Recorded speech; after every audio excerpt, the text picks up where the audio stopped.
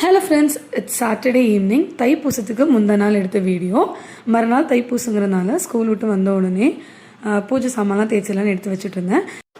பூஜை பாத்திரம் தேய்க்கிறதுக்கு பார்த்தீங்கன்னா லெமன், அப்படி இல்லைனா புளி எடுத்து வச்சுருப்பேன். அன்றைக்கி லெமன் இருந்தாலும் அதை எடுத்துக்கிட்டேன். அதுக்கப்புறம் நான் பீத்தாம்பரி பவுடர் தான் யூஸ் பண்ணுவேன். ஸோ அதையும் எடுத்துகிட்டு ஃபஸ்ட்டு லெமனை ஃபுல்லாக அப்ளை பண்ணிவிட்டு அதுக்கப்புறம் பீத்தாம்பரி பொடி வச்சு தேய்ப்பேன்.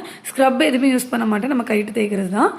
அதுக்கப்புறம் போர் வாட்டர் மேக்ஸிமம் யூஸ் பண்ண மாட்டேன், ஆற்று தண்ணி தான் யூஸ் பண்ணுவேன். ஸோ அதுதான் பார்த்திங்கன்னா கொஞ்சம் நாளைக்கு கருக்காமல் அந்த கலர் அப்படியே மெயின்டைன் பண்ணும். ஃபைனலாக பூஜை பாத்திரம்லாம் தேய்ச்சி முடிச்சாச்சு. அடுத்து பார்த்திங்கன்னா பூஜை ஷெல்ஃப் க்ளீன் பண்ணுறது தான். மறுநாள் சண்டே தான், பட் இருந்தாலும் ஏன் இவ்வளோ தூரம் ப்ரிப்பரேஷன் முந்தனாலே பண்ணுறேன்னா, தைப்பூசத்துக்கு பார்த்திங்கன்னா நிறைய பக்தர்கள் பாத யாத்திரை போவாங்க. திருச்செந்தூர் போகிறவங்க முடிஞ்சவங்க திருச்செந்தூர் போவாங்க, பழனிக்கு போகிறவங்க பழனிக்கு போவாங்க. ஒரே ஒரு தடவை மட்டும்தான் என்னால் திருச்செந்தூர் போக முடிஞ்சுது.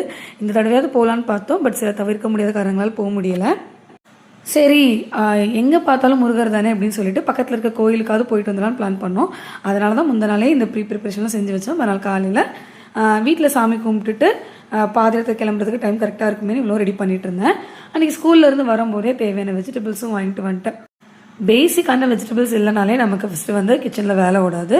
ஸோ தக்காளி, வெங்காயம், தேங்காய், அப்புறம் பார்த்திங்கன்னா இஞ்சி, இந்த மாதிரி ஐட்டம்ஸ்லாம் வாங்கிட்டு வந்துட்டேன். அது போக 1 வீக்குக்கு தேவையான ஓரளவுக்கு என்னென்ன தேவைப்படுமோ அந்த மாதிரி காய்கறிகள் செலக்டடாக வாங்கிட்டு வந்திருக்கேன்.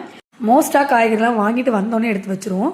ஆனால் இன்றைக்கி இதில் உட்காந்துட்டோன்னா அடுத்து பூஜை வேலைகள் எதுவுமே நம்மளால் பார்க்க முடியாதுன்னு சொல்லிட்டு தான் ஃபஸ்ட்டு அதை கம்ப்ளீட் பண்ணிவிட்டு பொறுமையாக இதை எடுத்து வைக்க ஸ்டார்ட் பண்ணேன். ஃபஸ்ட்டு கவர்லேருந்து எல்லாத்தையும் பிரித்து வச்சுட்டு இருந்தேன். இந்த கேப்பில் டயர்டாக இருக்குமே நம்ம டீ சூடு பண்ணி கொண்டு வந்தாங்க.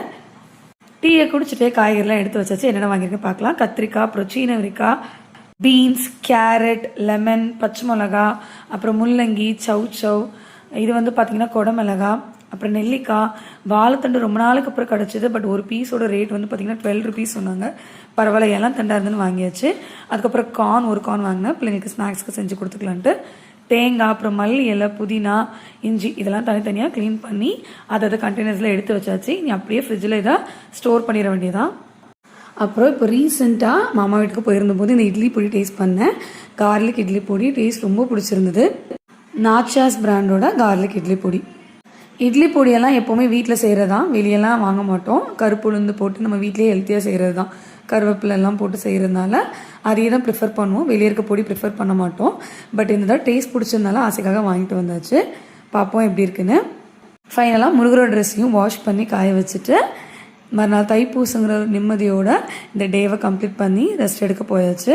இந்த வீடியோ உங்களுக்கு பிடிச்சிருந்தா மறக்காமல் லைக் பண்ணி ஷேர் பண்ணுங்கள், சப்ஸ்கிரைப் பண்ணுங்கள். பாய், தேங்க்யூ.